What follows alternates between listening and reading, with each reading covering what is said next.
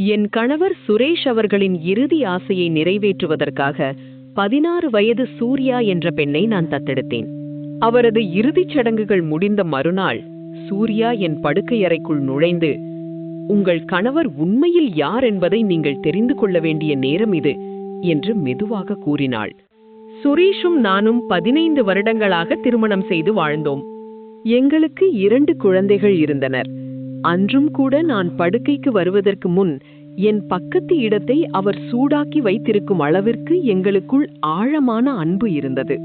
ஆனால் ஒரு நாள் மருத்துவரின் ஒரே ஒரு வாக்கியம் எங்கள் கனவுலக வாழ்க்கையை நொறுக்கி போட்டது. 4ஆம் நிலை புற்றுநோய். அவரை காப்பாற்ற முடியாது.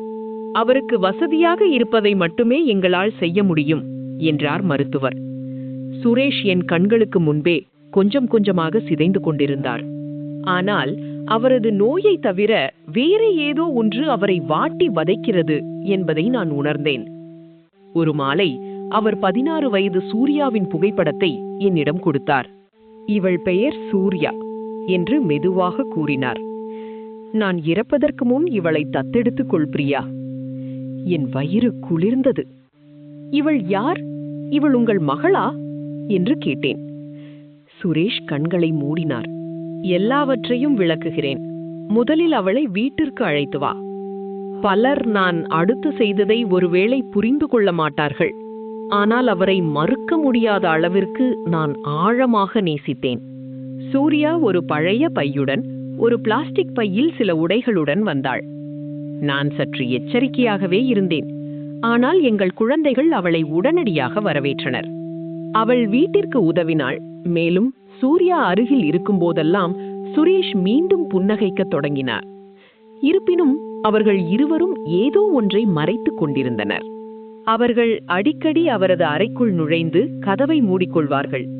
ஒருமுறை சூர்யா அழுவதை கேட்டேன்.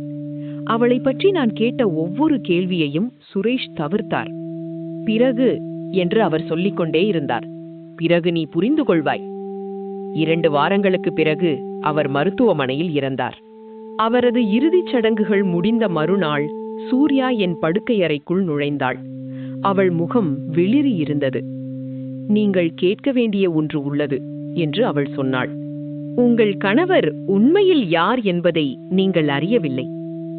இது என்ன சூர்யா? என் கணவர் இப்பதான் இறந்தார். இது காத்திருக்க முடியாதா என்று கேட்டேன். என் தலை கூட தூக்க முடியாத அளவுக்கு நான் சோர்வாக இருந்தேன்.